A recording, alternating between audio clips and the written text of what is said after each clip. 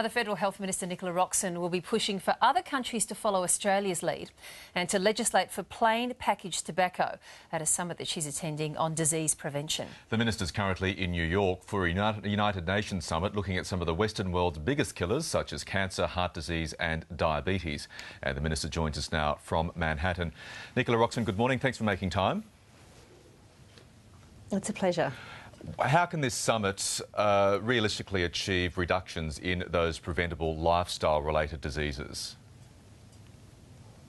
Well, this is only the second time in the world that the United Nations in its history has had the whole world combined talking about a health issue. The last time was more than a decade ago on HIV/AIDS, and now we see that non-communicable diseases like heart disease and stroke and diabetes and cancer are actually becoming very big killers in the developing world as well as the Western world. So it is now a matter of great international importance what we can do, particularly to reduce the harm from things like tobacco, which we know is preventable, but there's a lot of effort that goes into reducing smoking rates around the world. And we're talking about those issues: obesity, alcohol consumption, healthier lifestyles.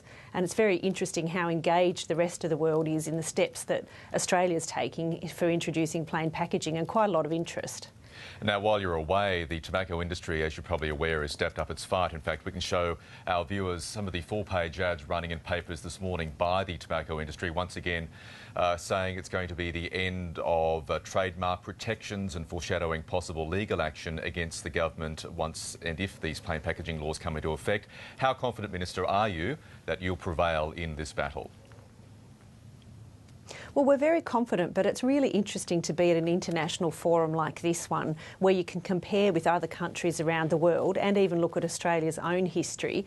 Every step that's been taken in every country to control or reduce the consumption of tobacco has been fought, every step. So we know that there's going to be legal challenges. We know that the companies ultimately, fight where they can. Sometimes they fold their cards and move on to the next fight. I think that because this is a world first, of course the companies will fight hard, but we are very determined to do this. It's the last type of advertising and promotion that's available in Australia. So getting rid of those logos, colour, things that make tobacco maybe attractive or glamorous to women or to young smokers is important, and it will emphasise the health warning, which we're trying to get through to people to bring the smoking rate down to our target of 10% by 2018, and we think we can do that. Are other countries showing any genuine interest in following your lead on plain packaging?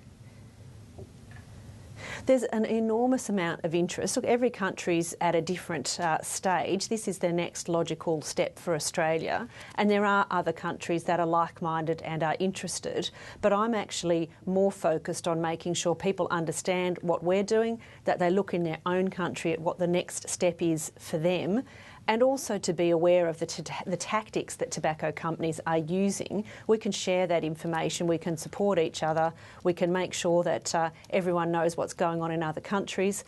Tobacco companies are multinational ones, they work across borders, and we need to do that in our determination to protect the community from harms caused by smoking. And finally, Minister, I'm sure you're keeping tabs on domestic politics while you're in New York. We have a news poll that shows the government's primary vote down to 26% this morning. The so-called Malaysia solution looks as though it could be up in smoke.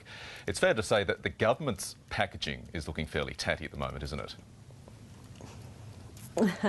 Well, I guess that's a play on plain packaging. I mean, it's not up to us to be the commentators. Obviously, those sorts of polls are never good for a government, but we have to do what we believe is right to govern the country strongly. We're taking all sorts of actions in important areas.